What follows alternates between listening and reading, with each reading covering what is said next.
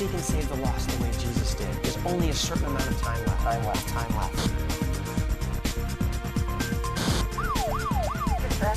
So use the role and use your testimony to reach out to the lost. Reach out to the lost. There's nothing more important than your eternal salvation. Ryan, magandang hapon. Ryan, meron lang akong isang gusto itanong sa'yo. Naniniwala ka ba na may Diyos? Opo naman. Anong reason mo kung bakit naniniwala ka may Mga Diyos? problema po. Okay? Hindi po nasasolve yung mga problema dahil lalakas lang din yung loob mo dahil yun yung napaghugutan mo ng lakas ng loob. Okay, so napatunayan mo na may Diyos dahil sa may mga times na may mga problema ka. Mas madali mo masusolusyonan. O kung may pa naniniwala ka sa Diyos, gano'n. Okay. So, paano kung ano? Mga problema mo hindi na-solve. Yun ba ang maging dahilan para hindi ka maniwalang may Diyos? Hindi naman po kasi lahat naman po ng siguro po kung sa akin po lahat po ng problema may solusyon. Baka yung time lang na yun, hindi pa yun yung tamang oras pa. Okay, so ibig sabihin kahit na hindi ma-solve ang problema mo, maniniwala ka may Diyos. Okay, bakit kaya?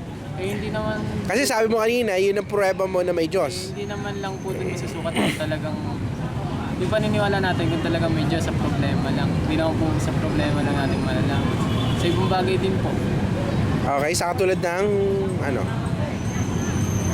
Kung tayo po, kung paano tayo mabuhay kasi kung sa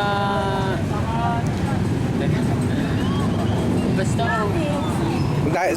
Sabi mo tungkol sa buhay. na buhay po. So, Hindi tayo magigising kinabukasan kung walang Diyos eh. So, ang pruweba mo na may Diyos kasi patuloy ka na bubuhay. Okay. Ito tanong ko ngayon na susunod. Kung ang Diyos ang sinasabi mong dahilan kung bakit patuloy tayo na nabubuhay, tatanungin kita, sa tingin mo ba, ang Diyos nabibigyan mo ng importansya sa buhay mo? Siya nagbibigay ng buhay sa'yo, pero sa tingin mo, masasabi mo ba na sa lahat ng pagkakataon, importante ang Diyos sa buhay mo? Eh, sa akin naman, yung sa akin po. Opo. Okay, tingnan natin. Bago matulog, tsaka pagkagising, naalala ko naman. So, ibig sabihin, dahil doon, masasabi mo na inuuna mo ang Diyos. Okay, meron akong simpleng test para malaman ko talaga inuuna mo, Diyos, ha? Sagutin mo na yung mga tanong ko, okay? Unang tanong, Ryan, nakapagsinungaling ka na ba? Opo, madalas. Okay, so anong tawag sa'yo kung nakapagsinungaling ka na? Sinungaling. Okay. Nakapagnakaw ka na ba kahit nang pinag-usapan natin kasing liit na isang candy may-ari pa kapatid mo? So anong tawag sa'yo kung nagawa mo na yun? Nanakaw. Okay. Sabi ng Biblia, tumingin ka pa lang sa isang babae na may pagnanasa sa isip mo, sa harapan ng Diyos, pakikiapit na yun o adultery na yun dahil tumingin ka may pagnanasa. Masasabi mo bang hindi mo pa nagagawa yung kahit isang beses? Nagawa mo na yun. So, alam mo, Ryan, inamin mo ngayon na nalabag mo na ang pagsisinungaling, pagnanakaw at ang utos na huwag tayong tumingin na may pagnanasa. Pag kasi hindi ko sinabi, nagsinungaling na rin ako. Tama, okay. Alam mo ba kung sino nag-utos na huwag natin gawin yung mga yon? Sino nag-utos sa atin na huwag natin gawin yung mga yon? Konsensya. Sa akin po, konsensya. Konsensya? Okay. Ang Diyos? Okay. So, sabi mo kanina, importante ang Diyos sa buhay mo, pero pagdating sa mga utos niya, mukhang hindi siya importante dahil nilabag mo yung mga utos niya. Naintindihan mo ba yun? Parang conflict yung sinabi mo kanina sa totoong nangyayari. Okay, sige. Ryan, paano kung, wag naman mangyari ngayon, bigla kang namatay, humarap ka sa Diyos para hatulan niya at ang pinagbasihan niya ng paghatol niya sa iyo yung pagsunod mo sa mga utos niya. Sa tingin mo kaya ang hatol sa iyo ng Diyos may sala o walang sala? Sana. Okay, at dahil sa may sala ka, saan ka kaya niya dapat dalhin? Langit o impyerno? Yan. Hindi mo malaking problema yan, Ryan?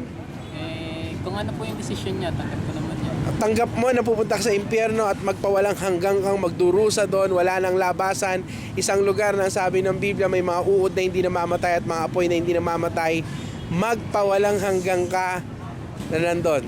Sa akin po, ayoko talaga doon. Pero kung yun yung bibigyan niya sa akin, Wala ka namang magagawa. ako magagawa. Actually, talagang wala kang magagawa. Doon ka pupunta dahil ang sabi ng Biblia, Ryan, ang kabayaran ng kasalanan ay kamatayan, Romans 6:23.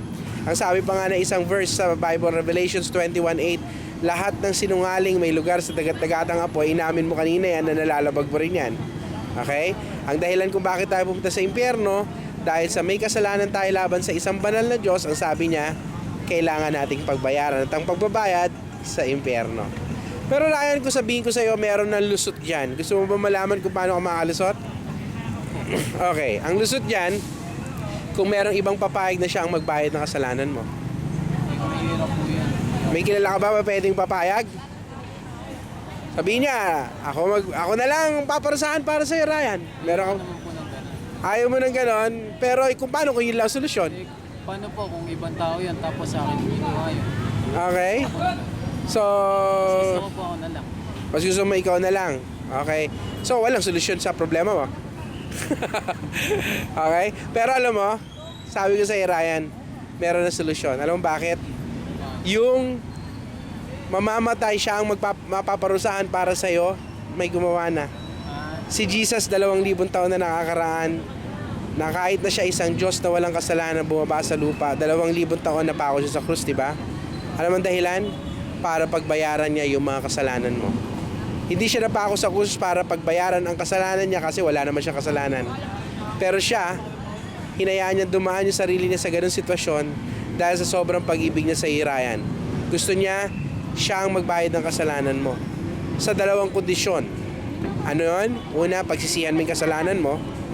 Ibig sabihin ng pagsisisi, inaamin mo na naging masama ka sa harapan ng Diyos, kaya humingi ka ng tawad at meron kang kagustuhan sa puso mo na talikuran yan sa tulong niya. Hindi mo kaya tumalikod sa kasalanan sa sarili mo kakayanan, pero ang pangako ng Diyos, pag nakita niya na gusto mong tumalikod dyan, siya tutulong sa'yo.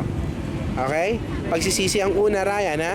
Pangalawa, gusto niya maniwala ka, manampalataya ka, na si Jesus lang makapagligtas sa'yo. Bakit? Kasi siya yung walang kasalanan na nagbayad ng kasalanan mo, kaya siya napako sa krus eh. Okay? Gusto niya sa kanya kahingi ng tulong, hindi sa relihiyon mo. Bakit hindi sa relihiyon, Ryan?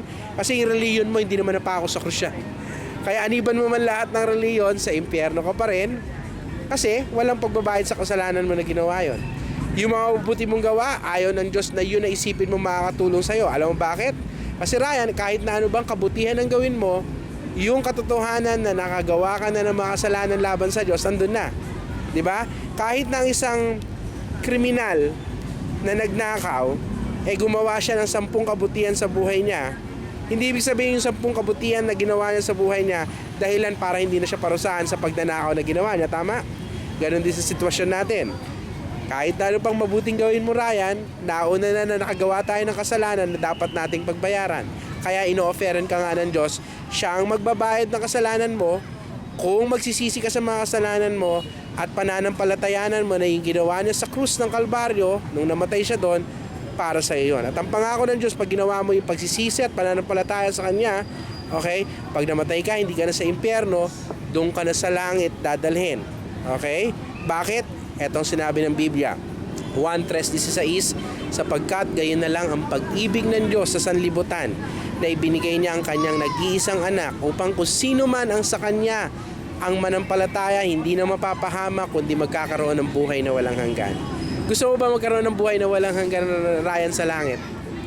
Okay, ayaw mo pumunta sa impyerno, di ba? Pero naintindihan mo ngayon na doon ka pupunta pag namatay ka ngayon, di ba? Dahil sa kasalanan mo. Okay, binahagi ko sa'yo kung anong ginawa ni Jesus para sa'yo at anong 2 bagay ang hinihingi niyang kapalit para yung sakripisyo niya gawing pambayad sa kasalanan mo. Pagsisisi sa kasalanan mo at pananampalataya kay Kristo. Ryan, sa tingin mo ba importante yung binahagi ko sa'yo? Opo. Okay, gaano siya ka-importante? Ganun ba siya ka-importante kaya next week gagawin mo? Ha? Opo. Kahit ngayon, yung pagsisisi po, tsaka Pananampalataya, kailan mo gagawin yan? Kung importante? Ngayon mismo? Okay. Pwede mo kausapin ng Diyos sa isip mo. Kung nakita mong papunta ka sa impyerno, kaya nung narinig mo yung solution, kailangan mong gawin mo na agad, Ryan. Wala nang mas importante na gagawin mo kundi ang magsisi sa kasalanan mo sa harapan ng Diyos at panampalatayaan na si Jesus lang makapagligtas sa'yo, kaya hingin mo tulong niya.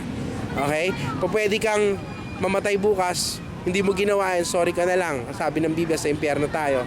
Kaya kung binigyan ka ng pagkakataon ngayon, gawin mo na yung kailangan mong gawin. Okay? Sige, maraming salamat sa iyo, Ryan, sa pakikinig mo.